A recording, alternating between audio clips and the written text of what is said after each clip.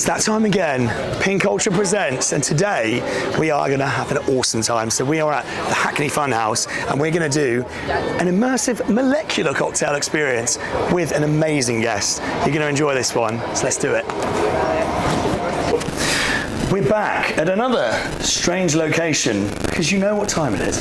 It's time for Pink Culture Presents, and this week I'm buzzing about the guest. So I've got a personal friend here, but he is a reality TV star, personal trainer, DJ, and all-round legend. It's Bloor. Thanks for having me, guys. Welcome, Lewis. Welcome. How are you? That is certainly quite the introduction, Ollie. I appreciate you very much. You're worth it. Appreciate you. So yeah, all good, mate. Very good. Enjoying this bar. It's cool, isn't it? So, I mean, you're aware of Pink and what we do, but for anyone who hasn't seen it, download it. Pink Ultra is all about, so we are the top 1% of experiential bars in any city in the world. And this one right here is the Hackney Funhouse. So they have a collection of bars which will have 3 or 4 different experiences within it. So we're going to be doing I'm just going to say a Heisenberg experience with Lewis after this. But first, let's get into you. So I obviously met you at Metabolic. Yes. And I had seen you on Towie. I know you're from Essex, but it's been a while. So where did this transition from, because you're now London based. Yes. When did that happen and why, I guess? Well, funnily enough, it's quite an interesting link between what Ping does, which is promoting the best venues in the cities, and actually my transition from Essex to London. So Essex used to have an amazing nightlife scene. It was unbelievable. It did, right? If you wanted to go out, you had 195, Faces, New Bar, Minx, Lux, and within about a 2-mile square radius, you had some amazing venues. Today, not so much. So I moved into London a few years ago, just after the lockdown, and my whole life's based in London now, really. Yeah. You know, I do still go back to Essex. All my family's based in Essex, but London's just hard to beat. When you live on the doorstep of London, it crazy. Some people, it calls you. A lot of my friends kind of stayed in Essex, have kids, have families and stuff, but not me, not yet. I'm in London. I'm going to try and not swear in this Pink Culture. Holy moly, there's so much to do, and it's true, there is. I mean, you look at, since I started Ping, some of the places we've been to. I mean, last week we were at a virtual reality bar, which we'll be doing today. Yes, doing that later. We've got sort of multi-story experience bars, you've got rooftop bars, you've got hidden bars, one which was behind bookshelves. So, right, we need to build a date night category. Yes. And London is not short of date night. It's got a plethora of ridiculous, from your high end, where you're looking to, well, I think you know, if you're going on a date, there's drop some panties. Drop some pantaloonies. But then you've also got the ones where, for example, breaking the ice. Sometimes you've got, when I first started dating, I am still quite an awkward bloke, but I was, how do I need to get drunk, blah. No, you can go to a mini golf bar. Absolutely not. I did a place called Sluggers, which is a baseball one. Great. So there is so much to do. But I mean, one of the things I wanted to get into with you is I had Amelia Lilly on the show. I don't know if you know who she is. She was on the X Factor and she came 3rd. Incredible singer and just all-round lovely girl. And she dropped that she was on Big Brother. And I was like, oh shit, that's really weird, because I'd just done a Metabolic with you. Yes. Where you were saying about Big Brother and how you actually really enjoyed it. Yes. And I said to her, he was actually quite surprised because a lot of people give it, I didn't enjoy it. And she was like, I'm so glad he said that. Yeah. Because I had a blast. So you've got the Big Brother, which is the normal one, which I think goes over 2 months. Yes, or something. She was the celebrity one as well. Yeah. So that's for 4 weeks. And the main difference between filming Towie and filming Big Brother is the producers. Now, producers are there to cultivate drama. I remember being on Towie and them saying, you know, my call time was 8 p.m. Yeah. My first scene was going to be at midnight. They give you some drinks. It's now 1:30. You haven't started filming, so you're already quite angsty. Then they'll come in and tell you something someone said.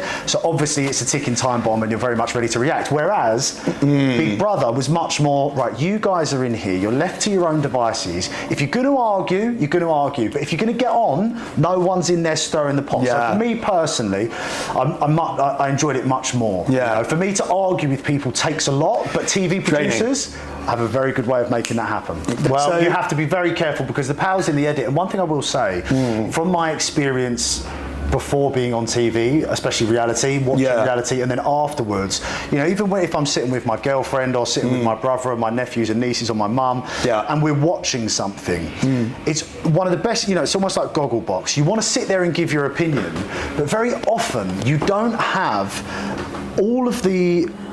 you don't have the full equation. So we say 2 + 2 = 4. This person must be a bad person.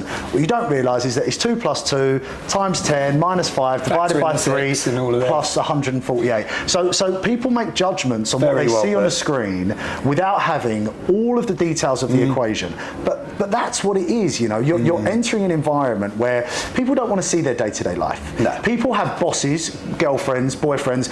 They want to turn around and react and respond. Yeah. And they're watching TV, which is massive in British culture. You know, I live in different places in the world, and one thing I find in the UK is we go to work, we go to the pub, and we sit at home and watch TV. So that is almost a lot of the general public's escapism. It's their vacation from their day to day, and they want to see people tearing their heads off. It's quite a toxic culture, and if you're going on that scene, you've got to be ready for it. You're very well put there. I think you're right. But what I'm saying is, you can never really judge unless you've been, you know, what's the saying? Believe half of what you see and none of what you hear. Even if you see something, you never really know what's going on in someone else's life. So, and also, if you're on that show, you're there for a reason. You're there to provide drama. So where you might normally say, do you know what, this is a situation I don't actually want to be a part of, that's not your job. That's not what you're there to do. You're there to get involved. So I think all is fair in love and war. You got to get involved. So true. Anyway, moving on to date nights, because at Pink Culture we're all about experiences. And now, Lewis, this is why I wanted to get him on the show. Yes, he's got the reality TV side, and you're a DJ, and that's all great. But you are someone instantly I recognise loves to go travel, experience, and do amazing things, rather than, as you say, the 9 to 5, the this, the that, not this, that, the same stuff week in, week out. So, on the date night topic, have you ever had, well, you obviously had date nights, have there ever been any which you've done or your missus have done where you've gone, holy moly, that was incredible? Yeah. Okay, so I think for me, coming from the world that I've come from, the machismo, very much like going out and doing the dates and dressing up nice and spending the money on the expensive restaurants was very much part of my youth. And I say to my girlfriend, you know, she sometimes asks about my past and stuff, and I say the good thing about being with me where I'm at now, I've kind of ticked all the boxes that a young man wants to tick. You know, as a 23-year-old, I had all the dreams that an 18-year-old boy wants to come true. So I've kind of done that, and there was an element of almost one-dimensional, you know, emotions about going out, going on a date, going home with a girl and all the rest of it. So for Eve and I, we met when I was living in Hampstead, and we would walk a lot. We would go to Primrose Hill, we would go to Hampstead Heath, and I think for us, my most special dates with Eve, well, we had like 4 dates the first time we met. She came and stayed with me for the whole weekend. So the best, isn't it? Yeah, it was literally December 17th. She came down and we went to Dirty Martini in Covent Garden. We then walked around London after that. Then we spent a lot of time in the parks, went to Camden Market. So I really gave my girlfriend a Pink Culture experience in 4 days, and she's still with me. So I must have done something right. Have done something right. But I think that's something that you and I have shared, is that we like to travel. We like to boogie. We like to go out and absolutely.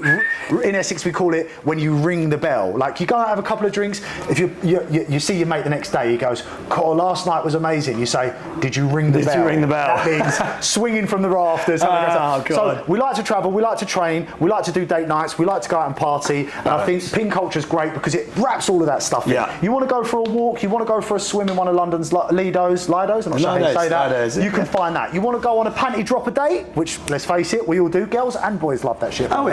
Then you can find that. But Pink Culture is great because you can find it, but you can find where you want to go. But there's nothing better than walking around and taking it all in. And I think if you want to really impress someone, I always say, when I meet a girl out in a club, you have a few drinks, anyone can go out and get drunk and do the rest of it. I always say, if I'm taking someone out after I've met them on a night out, I say the next time we go out, it's not a date. We're getting to know each other, and we're seeing how well we're getting on right now in the club. Music going, everyone looking great, drinks flowing. Does that continue? Let's see if we continue walking, and then, I like that. and then maybe then. So if that's the first day, and that's to see if the juices flow as well as you think that they flow. Then after that, pink culture, panty dropper. Boom. Is there a category? I've just panty droppers. I'm going to add that. Yes, because that's one of the things we. Super. It's great that you're alluding to that, because something initially is so easy to apply your perception to anything. So when someone says what they're doing for a night out, you're like, all right, mate. Yeah. And we did that with Ping. We sort of went, well, this category will be good, this will be good, and we spent the past year actually talking to people, and it's those categories like panty dropper. Actually, a lot of dudes and girls will relate to Absolutely. that. They just want to go out. What if you had date weekend? So Friday night is a nice restaurant. Saturday morning, you might go to Borough Market, buy some ingredients to cook dinner that night. Yeah. And then Sunday, you're out like a VR experience. Your Friday, Saturday, Sunday, because you get 2 nights together. Exactly. And you get to go out, restaurants, bars, clubs, bit of nature. But you get to experience someone, the person across all walks, and I think it's very easy. I think I'm very good at this. When you meet someone in a club or a bar, and you're like, they're the one. They're amazing. I've been on nights out, and I think I've fallen in love more than 4 times. I've fallen in love many, and tonight I should fall in love a lot. But then it never lasts. Exactly. It's always you wake up and it's like. Anyway, you kind of just get back on with your stuff. And I'm not just going for a walk, but there's so many nice places. There's a place near London Fields called Ozone Coffee Roasters, which is beautiful. So going for a little walk through London Fields into Broadway Market, sit down and have a bit of lunch. Beautiful. That is where you should be aiming for your first meeting with someone after a night out, and then if it flows, then go on a really lovely, That's it. That's I love that you were talking about having that variety and going out. And if we use tonight, for example, so with Pink Culture Presents, we always start in a venue, which is normally I try and match it with the person. Yes. And obviously I was like, Lewis, he'll love this. So is that why you've brought me to a Breaking Bad establishment? That was probably not the right way to phrase it. I love it. But I knew you'd love, you want to do something fun, you want to do something unique, and that's sort of, it's actually, I think that phrase is an molecular immersive cocktail experience. Okay. And it's just fun, because we're going to be presented with all these weird bottles and things, so you'll feel like you're making a drug and things like this. So a little chance to live my Heisenberg fantasy. Yes. So who's Jesse and who's Heisenberg right now then? We'll have to rock, paper, scissors for it. Ready? I've got Heisenberg. So whoever wins is Heisenberg. Ready? All right, cool. Rock, paper, scissors. Oh, rock, paper, scissors. Oh, come on! All right, I'm Jesse then. Yeah, baby. What's his line? What's my name? What's the? I'm going to get this wrong. Science, bro.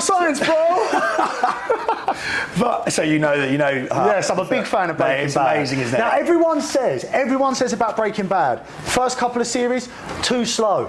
If anyone's not watched all of Breaking Bad, please do. Honestly, it's the best thing you'll see on TV. I'm telling you. It is incredible, and I love that you see out in town. You'll see people wearing the chicken shop hats or the chicken shop things. El Pollo Hermanos. Hermanos. The Chicken Brothers. Yeah. Muy poquito español. Hablo español muy poquito. Come on. But the next thing I love to do is do a venue again.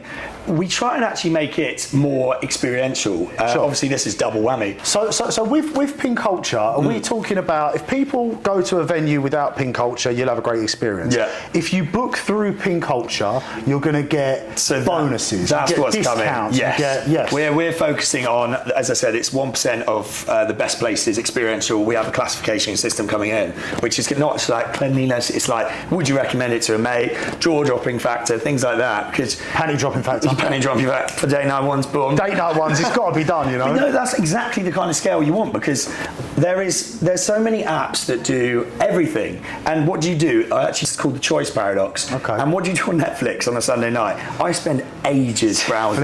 Flicking. You can't. Yeah. So we've limited the choice down. If you're a venue that's a nice restaurant, if you don't meet the criteria, you're not on Ping. Yes. And that's deliberate because you can find that on other apps. This is about, if, as you said, if we're wandering around, pop open the map, there'll be 6 choices around you. I think limiting the amount of choice, because London, you could, Oscar Wilde said, a man who is bored of London is bored of life. I was going to post that the other day. There we go. So it's so true. You don't need an unlimited choice. What you need is, so for example, I was talking to one of my clients about this earlier today actually.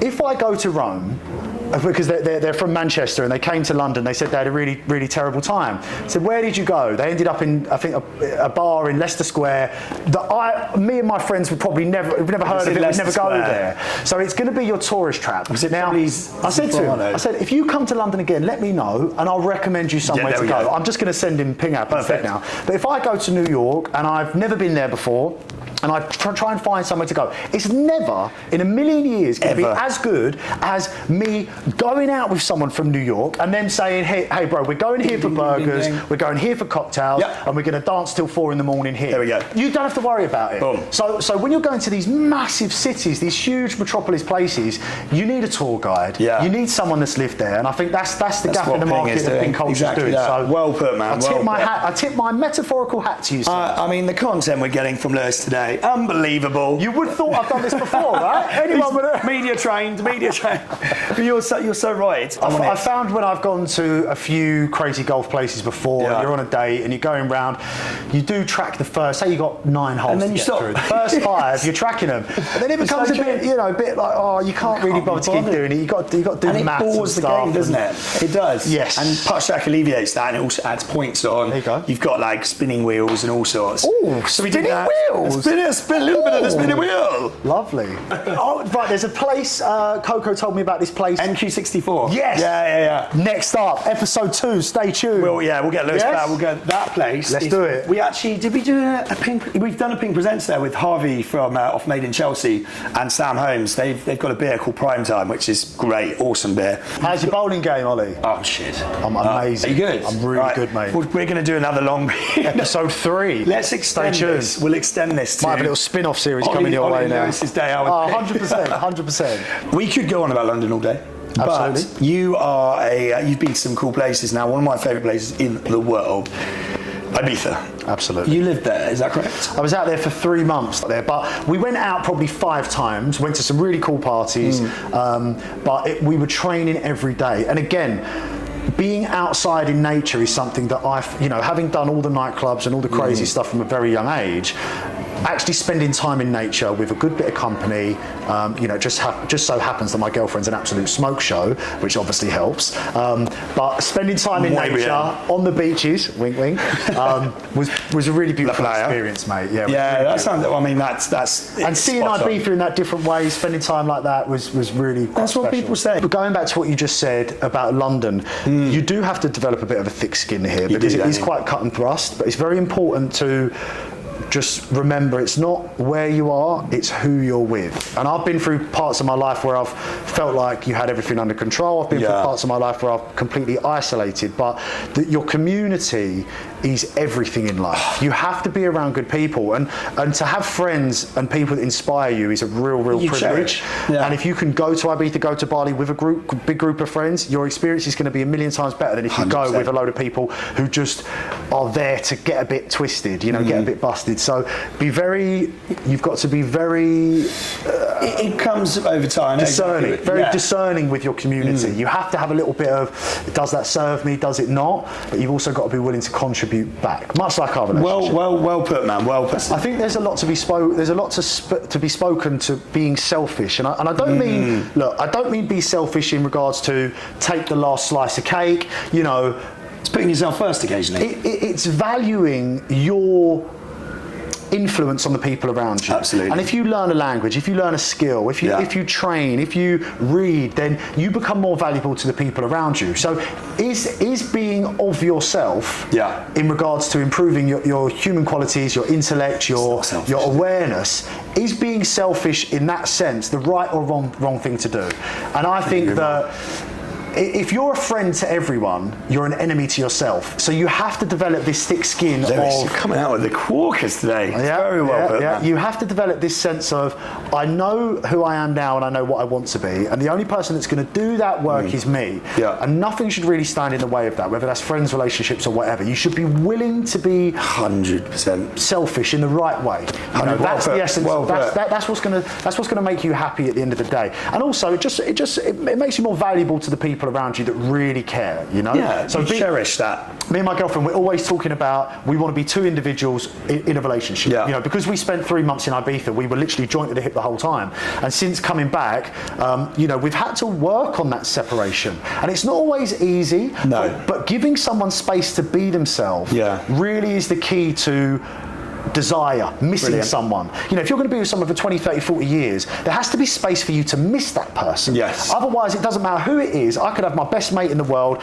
We get along really well. If me and you spent a year joined at the hip, we'd drive each other mental. You're just spot on. So, you know, you've got to be willing to pull away and give someone space for something to grow. And that includes yourself. You're spot on. A good friend of mine, actually, someone I've become very close with recently, he gave me some advice and he just said, pull back. And he didn't explain what it meant, and that sums it up beautifully. Yes. That's it to a T. But we'll finish with Bali, because that's somewhere I think I'm going to go venturing out to very soon, in fact. And it's I think you're going to love it, because it's got that beautiful community vibe, as you said. Something similar to, you know, how Metabolic, you don't know anyone when you start. Within 3 sessions, you're best mates with everyone, including the trainers. Yeah, I think you know, coming from boxing gyms and things like that, it's important to make yourself known. And one of the best ways to do it is when you leave a gym, just say goodbye to people. Yeah. And that way, people can say, oh, you know, it's just you get out what you put in, and you know, investing in the relationships of the people in the gym makes it more enjoyable for sure. Well, exactly. And the way I noticed that about how you welcome people, it can be, especially in a gym like Metabolic, where there are some absolute weapons in there. These guys and girls are, I mean, Claudia, this girl who wins the Globe national competitions. She is an absolute beast. And there's some other lads in there who are just phenomenal. And it can be very intimidating going in. Yes. But I find, for example, the way you welcome people, the way Craig welcomes people, you feel comfortable in seconds. And that's what I think you'll find about Bali, is you just feel comfortable. I'm really excited to go. Yeah, it's definitely next year. I'm looking at Australia and Bali. Ooh. And maybe we'll try and tie it in with Eve and I going out there the same time you're there. Yeah, 100%. Because I would really, really love to do that. Now I know it can be. Australia is summer when we're winter, and winter when we're summer. What's the seasons like in Bali? When's the best time to go? I think I remember. Oh, good question actually. I can't remember off the top of my head. Rainy season is weather wet. reports on Ping app. Well, we'll add that in next week. So we got panty dropper factor. Panty dropping, and then we'll have Lewis copyright on it. Yes, sir. But I want my 1%. I think it's slightly inverted. So I remember December was the start of rainy season, I think, because it wasn't hot. But when it's hot, it's boiling, and when it's so rainy, if someone goes on Pink Culture and says, I'm looking for somewhere that rains a lot, it's going to come up London, December, probably Germany, and Bali. And Bali in rainy season. Superb. But you've got, I mean, the variety of places. For example, you've got a place called Finn's Beach Club, which is just a bamboo structure, high end as hell, amazing DJs. Then you go down the road and you've got sort of Double Six Beach, which is these beanbags all over the beach. You've got the waterfalls, you've got cafes in the forest. Amazing. It's just unbelievable, and the variety. So I follow a lot, and one thing I do on Instagram as well, I follow hashtags. Yes. So you follow actual establishments, but if you follow hashtag Bali Living, like LIVIN, yes, it's great, and people put loads of posts up there. Bonkers how, and they're always, because people are producing content online now. It's phenomenal. So if you're going on holiday somewhere, a great tip is, if you're going to Madrid, type in Madrid or Madrid food, but on the hashtag, and you can follow that. And if you're 3 months out from going somewhere, you can build a list and combine that with Ping. Well, see, we're integrating systems out here, guys. This is a friendship for a long time, and you see why. But you're right, that's exactly why we built Ping as well, because hashtag is great, but it's often that sort of scrolling. Yes. This is more about when you're there you go, boom, boom, boom, boom. Perfect. I'm going to wrap up, because I think we want to get some potions, not potions. Quick fire round. Some, what they called? Some Heisenberg going. Drinky poos. But, Lewis, before we get into the quick fire round, thank you so much. Pleasure. That was wicked. I'm excited for the next next few things, really. Let's get started. Right, cool. Cheers, bro. Cool, That was awesome. perfect. And it's experience time. So we've got Lewis with us. We've got the Heisenberg RV, and we've got Heisenberg himself. So we're going to be doing an immersive cocktail experience with Heisenberg. What's my name? Heisenberg. Let's roll, baby. Right, so we are in the experience room. Now, I think we need to get more into character. Perfect. Now I feel we're well dressed. We roll. Let's cook.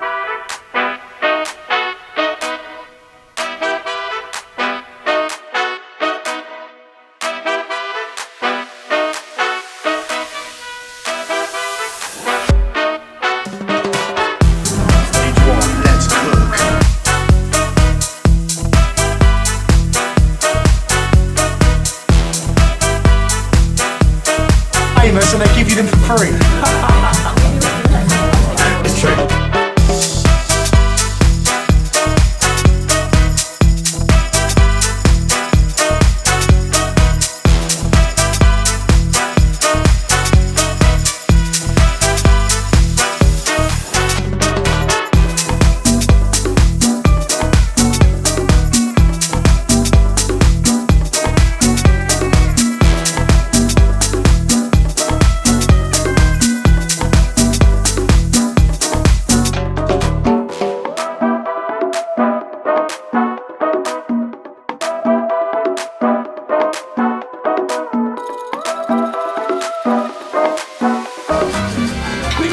Culture, baby.